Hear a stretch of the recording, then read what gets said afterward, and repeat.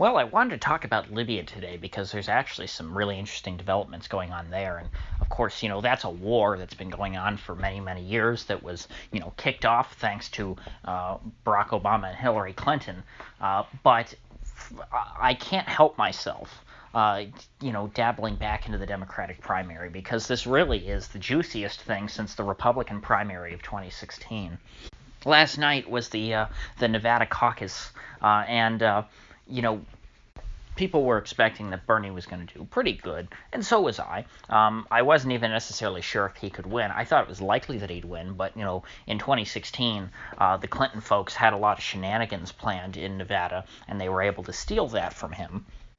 And so I thought that maybe they could finagle things in a way so that they could eke out a victory for someone like Mayor Pete, just like what happened in Iowa. And so I thought it was possible that we saw a repeat of that. But far from it, we saw the exact opposite. We saw Bernie win in a blowout so large. And again, we don't know the exact numbers now because I believe only 60% are in as of right now. But right now we're seeing Bernie with a 26% lead over second place, which is Joe Biden, who coming in at a measly, 19% and change. And then Mayor Buttigieg is behind him at 15, and Warren all the way back at 10%. I really don't know what she's doing in the race. She's helping absolutely no one. And of course, if she were to get out of the race, that would largely benefit Bernie, I'd imagine.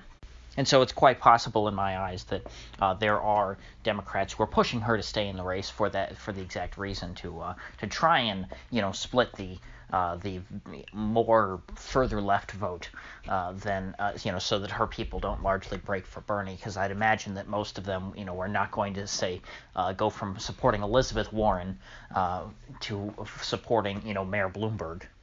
And, as I've said in the last few days, I think it's pretty clear, especially after last night, that Bloomberg is the only alternative now to Bernie.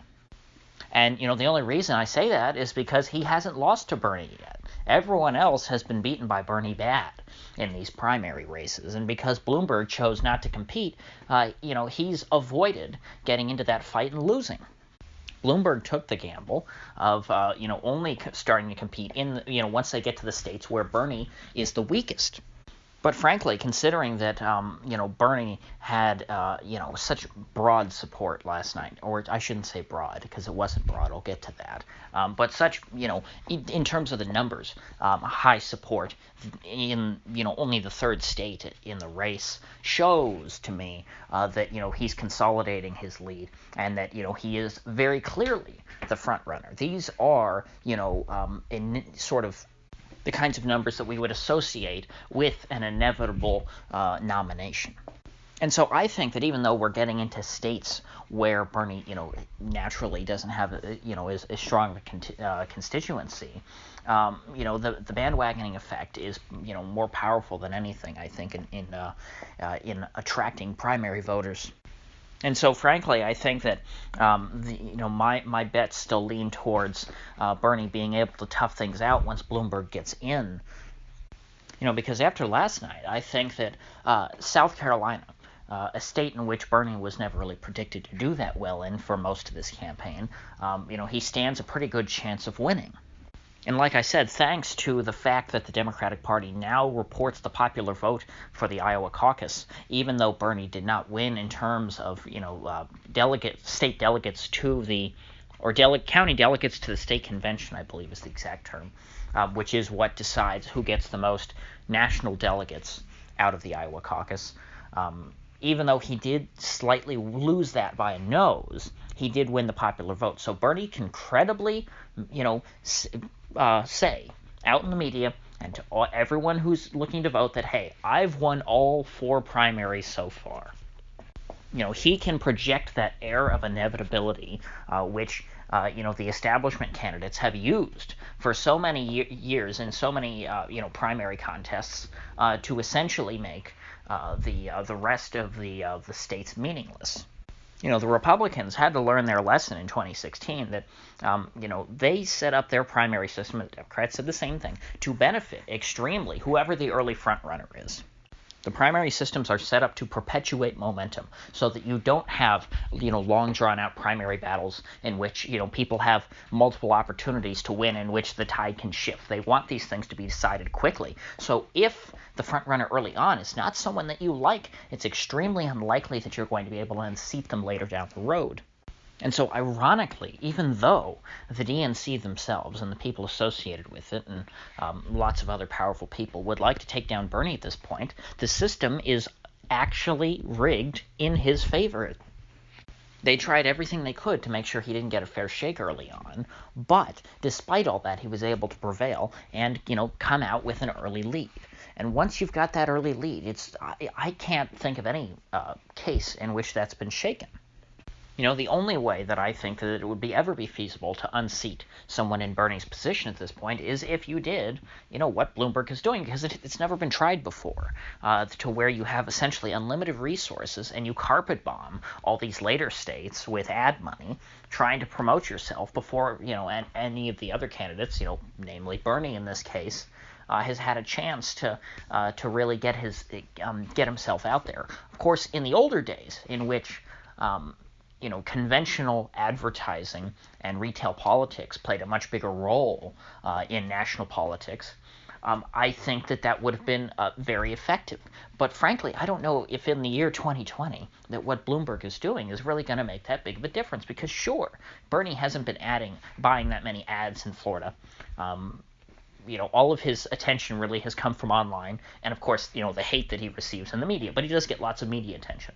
And so that's the thing, is that despite the fact that, sure, Bloomberg is all over TV, all over the commercials on TV and radio probably, and even on YouTube, Bernie still has had a significant presence, with all these people. Of course, the folks who are more likely to be online and to interact and encounter him are going to be young people, yes. And you could say, well, in a lot of these states, in America in general, we have a fairly aged population. And so obviously Bloomberg is betting a lot on trying to win Florida with our aged population. Being pretty much, I guess we're probably the oldest state in the country. I haven't looked at that. I should look at the average age of voters, across America. It's probably here. But anyway, Florida doesn't vote until halfway through March. We've got I don't know how many states. You've got Super Tuesday coming up on March the 3rd, and then you've got another Tuesday with a bunch of different states coming up the next week, and then I believe it's after that is when you get the day when Florida and a bunch of other states vote, and so whether or not Bloomberg is going to be a viable alternative to Bernie, because again, like I said, he's the only alternative at this point, will be determined on Super Tuesday, because that really that's when he gets into the race. We'll see if all of his millions that he's spent so far, which again I don't even know how much it is at this point. It's increasing at such a rapid rate that I can't keep up with how much Bloomberg is spending. We'll see if any of it is paid off. Because if it does, because there are so many states on that day, Bloomberg actually has the potential to surpass Bernie in the delegate count if he does, particularly well on Super Tuesday. In the meantime, though, it's been very entertaining watching the Democratic establishment's head explode over all of Bernie's great successes. I really am sort of secretly deep down cheering him on, even though I think it would also be very entertaining to watch Bloomberg. Because, again, I'm here for the show. I'm here for the circus. I want things to be as chaotic and entertaining as possible. And seeing the Never Bernie crowd have a meltdown the way that the Never Trump crowd did in 2016 would be absolutely delicious. And, I really find it funny, all these people who are so afraid of him. It really does show how much faith that they have, in the efficacy of socialism. If they really are, if their big, fear is that Bernie's going to succeed. Because I'm not afraid of that at all. But, Bernie can win as many votes as he wants, and that's not going to make his program any better or any worse. And as someone who, doesn't support any of his ideas, it's not because I'm a bad person. It's not because I'm mean and I don't want people to have health care. It's because they're dumb ideas and they're not going to work. It's going to be impossible to get the necessary tax increases through Congress and such. And, the only recourse that they're going to have really is either going to be to cut the military, which Bernie doesn't have. He's not man enough to do it. He cannot stand up to the military-industrial complex. He does not have, in my opinion, the wherewithal to do that. I think that he'll be absolutely shredded by the deep state, even worse than Trump has. And I think Trump has been pushed around by the deep state. Even though they still hate him, he's come around to all their positions for the most part. He's not as hawkish, perhaps, as they would have liked, but he's hawkish enough. Bernie, I think that he'll either surrender like Trump has, or he'll just be completely removed from office. There's no way that he's going to be able to stand up for them and, reappropriate the funds that go to the global war machine and put that towards healthcare or something like that. And so his only other recourse then is to raise taxes, or increase the debt. And again, tax increases in America are going to be completely unfeasible. Even if if the Democrats somehow were able to sweep both houses of Congress, I think that you would probably have some Democrats and all Republicans, willing to stand against, major tax increases. And of course, there's the 60-vote filibuster in the Senate. And so that's why you hear so often all these Bernie people, if you listen to the real, the actual thinkers among them, what do they talk about how they're going to, fund all these things? It's MMT, modern monetary theory, which is just printing money. And I'd love to see him try it, because it's not going to work. If you print money and hand it to consumers, all you're going to do is create massive inflation. That's obvious. There is this unfortunate school of thought that's grown up in the wake of quantitative easing that says, well, QE didn't create, a ton of inflation in consumer prices, so I guess that means we can print money now without consequences. And it's like, no, you fools. Printing money will only, create inflation where it's spent. And so if you print a bunch of money and buy stocks, well, of course, only stock prices are going to go up. Whereas if you print money and give it to the poor, well, then the price of everything is going to go up because the poor are going to start buying everything. And so I have no fear. I have no need to be, never Bernie or never Trump, even though pretty much I'm both. I'm not one of these hysteric people on Twitter. Of course, the Never Trump folks, it's hilarious. The Never Trumpers who hitched their wagon to MSNBC and the Democratic National Committee, in 2016, because they thought, oh, well, Hillary, she's a normal neo-lib. She's a good establishment hack. We can deal with her. And so they decided to support Hillary. And then, this year they were hoping that old Biden would come in to save the day and they could be good Democrats, but they just can't bring themselves to support Bernie.